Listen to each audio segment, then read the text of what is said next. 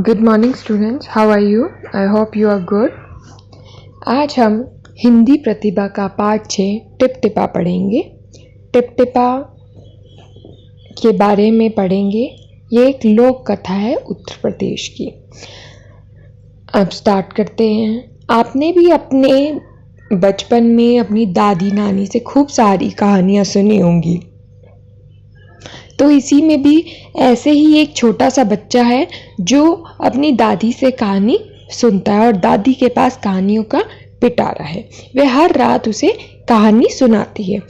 तो स्टार्ट करते हैं टिप टिपा। एक गांव की छोटी सी कुटिया में एक बुढ़िया रहती थी। उसके पास कहानियों का पिटारा था। उसका एक पोता था। पोता रोज रात में सोने से पहले दादी से कहानी सुनता। दादी उसे तरह तरह की कहानियां सुनाती थी। आप भी सुनते थे, छोटे थे तो बचपन में, और कुछ बच्चे आज भी सुनते होंगे। बुढ़िया की कुटिया छोटी तो थी ही, उसकी छत भी कमजोर थी। उसमें कई छोटे छोटे छेद थे। पोता रोज रात को उन छेदों से आसमान पर चमकते हुए तारे देखता था। बुढ़िया की जो कुटिया थी वो बहुत छोटी थी और बहुत ही कमजोर थी उसकी छत, कि उसमें छेद हो रखे थे। छेद हुए थे तो उसमें से आसमान जो है साफ चमकता हुआ नजर आता था, जिससे कि बच्चा जो है उसमें से रात को तारे भी देखता था। एक दिन मूसलाधार बारिश हुई। मूसलाधार मतलब बहुत तेज बारिश हुई।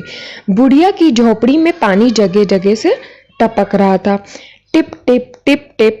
आप इस वीडियो में भी देखेंगे कि पानी कैसे बूंद गिरती हुई नजर आती है। इस बात से अनजान पोता दादी की गोद में लेटा कहानी सुनने के लिए मचल रहा था। अब बच्चे को क्या पता कि क्या हो रहा है। बुढ़िया खींचकर बोली, खींचकर मतलब इरिटेट होकर, कि क्या कहानी सुनाऊं, इस टिप टिपा से तो जान बचे। मतलब बुढ़िया को तो पानी भरने की टेंशन थी कि कहीं झोपड़ी में पानी भर जाए तो, और छत वैसे ही कमजोर थी तो, लेकिन बच्चा तो अनजान था, उसे क्या पता कि क्या हो रहा है। तो वो तो कहानी सुनने के लिए मचल रहा था। पोता उठकर बैठ गया। उसने पूछा, दादी टिप टिपा कौन है? अब बच्चा तो अनजान था तो इसलिए उसने पूछ लिया टिप टिपा कौन है। टिप टिपा क्या शेर, बाघ, हाथी से भी बड़ा और ताकतवर है? दादी छत से टपकते हुए पानी की तरफ देखकर बोली, हाँ बेटा, टिप टिपा न शेर से डरता है न बाघ से। कोई किसी से डरे न डरे, पर टिप टिपा से जरूर डरे। फिर क्या होता है? संयोग से मुसीबत का मारा एक बाघ बारिश से बचने के लिए बुढ़िया की झोपड़ी के पीछे बैठा था। अब वो बाघ यानी कि टाइगर बुढ़िया की झोपड़ी के पीछे ही बैठा था। बेचारा बाघ बारिश से घबराया हुआ था। बुढ़िया की बात सुनते ही वह और डर गया। जब वो पीछे बैठा था तो बुढ़िया अपने पोते को जब बता रही थी कि टिप टिपा तो बाघ और हाथी, शेर से भी बड़ा होता है, ताकतवर होता है। कोई उससे टिप टिपा से, कोई हाथी या उससे डरे या न डरे शेर से, लेकिन टिप टिपा से जरूर डरेगा। तो ये बात तो बाघ ने सुन ली। अब बाघ बोला, सोचता है कि यानी कि ये बहुत बड़ा जानवर है जिससे मुझे भी बचना चाहिए। यही बात सुनते हुए वो आगे कहता है, बुढ़िया शेर और बाघ हाथी से अधिक टिप टिपा से डरती है। इससे पहले कि वे बाहर आकर वो मुझ पर हमला करे, मुझे यहाँ से भाग जाना चाहिए। बाघ ने ऐसा सोचा और झटपट वहां से दुम दबाकर भाग गया। बाघ ने सुन लिया कि टिप टिपा तो लगता है कोई बहुत बड़ा जानवर है, और वो भी वहां से दुम दबाकर भाग जाता है। फिर क्या होता है? उसी गांव में एक मंगू नाम का एक आदमी रहता था। सुबह उसका गधा कहीं भाग गया। मंगू उससे ढूंढता हुआ सारा दिन बारिश में भीगता रहा, लेकिन गधा कहीं नहीं मिला। फिर वो घर आता है। मंगू की पत्नी बोलती है, जाकर गांव के मुखिया से क्यों नहीं पूछते। मुखिया कौन होता है? जो गांव का बड़ा होता है, सरपंच। सबके हाल की उन्हें खबर रहती है। ऑब्वियसली सबसे बड़ा है तो हर चीज की खबर होगी। वे जरूर बता देंगी कि हमारा गधा कहाँ है, लेकिन सोचने वाली बात है कि वो कैसे बताएंगे। पत्नी की बात मानकर मंगू मुखिया जी के घर की तरफ चल पड़ा। उसने देखा कि मुखिया जी के घर में बारिश का पानी भरा है। मुखिया जी एक बर्तन से उस पानी को बाहर फेंक रहे हैं। अब देखो यहाँ पर मुखिया जी के घर में इतना पानी भर गया है, मूसलाधार बारिश हुई, तेज बारिश हुई। अब वो तो खुद ही उसको बर्तन से उठाकर बाहर फेंकने की कोशिश कर रहे हैं। मंगू ने झिझकते हुए पूछा, मुखिया जी मेरा गधा सुबह से नहीं मिल रहा है, क्या आपको पता है कि वह कहाँ है? सुबह से पानी फेंकते फेंकते मुखिया जी थक गए थे। अब वो मंगू तो पूछ रहा है, उसको डर भी लग रहा है कि मैं ऐसे कैसे पूछ रहा हूँ, लेकिन मुखिया जी भी गलती नहीं है उनकी, वो भी सुबह से पानी का बारिश निकाल निकाल के थक गए हैं।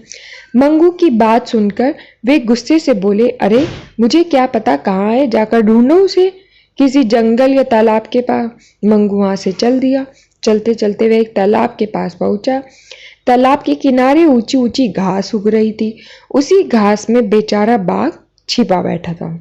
देखो, वह टिपटिपा के डर से थर थर कांप रहा था। उसके कांपने से घास हिल रही थी। मंगू को लगा कि उसका गधा घास में छिपा बैठा है। उसने बिना देखे घास में छिपे बाघ का कान पकड़ा और उसे घसीटता हुआ चल पड़ा। अब मंगू ने देखा कि तालाब के पास घास बड़ी बड़ी है, उसमें कुछ कांपने की आवाज सी, या कहते हैं ना कि कुछ ऐसा उसे नजर आया। उसने सोचा मेरा गधा जो है छिपकर यहाँ बैठ गया है।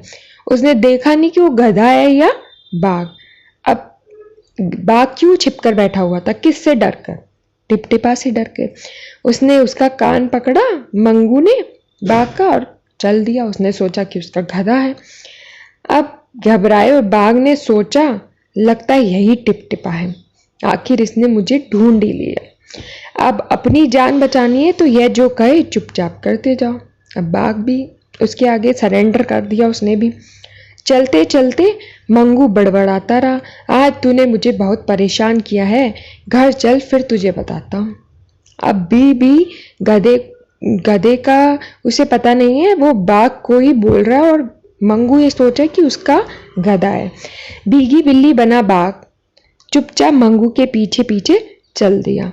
भीगी बिल्ली एक मुहावरा है, ठीक है, उसके पीछे चल दिया। ना बाघ कुछ कर सकता है, उसे लगता है कि टिपटिपा जो है बहुत बड़ा जानवर या कुछ है तो यही होगा, इसलिए अगर मैं इससे कुछ इसको छीना झपटी या कुछ ऐसा करूंगा तो हो सकता है मुझे मारे।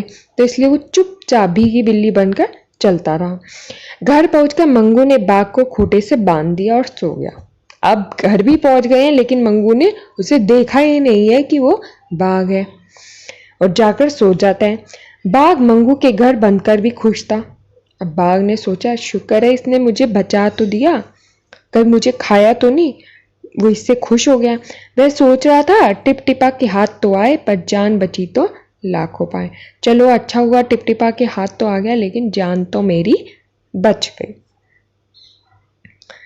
ठीक है, तो आई होप आपको ये अच्छे से स्टोरी समझ में आई होगी, कथा जिसे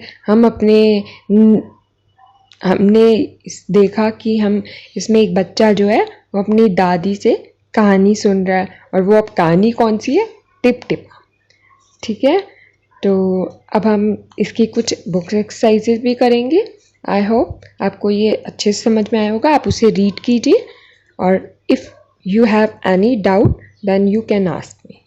ओके, गुड बाय।